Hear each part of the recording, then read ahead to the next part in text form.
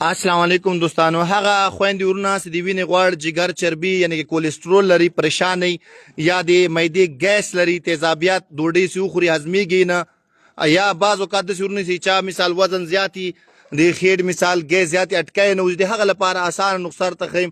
دې ته وایي یعنی کې خشک یعنی کې پودینه هم استعمالولی سي او تازه هم استعمالولی سي. تاسو په دې کې به تاسو تازه پودینه راواخلئ، څومره تاسو جوړوئ هغومره تاسو جوړولی سئ، خپله خوښه یې تاسو جوړولی سئ.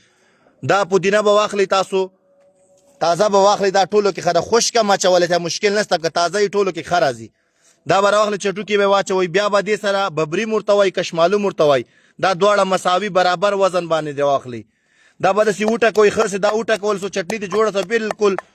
نو دا هغه کسان چې سر وکال د کولیسټرول او د تریګلیسایډ دوايانې خوري هغه دا استعمالوی سي. او څوک چې د معدې ګیس تیزابیت لري، پریشان یي، خولې بوی کوي، عموما داسې کسان یي چې خولې بوی کوي، وږم لري، چا سره کېناستلی نشي، خبرې نشي کولی، هغه کسان لپاره دا شفایات ده که د الله رضا.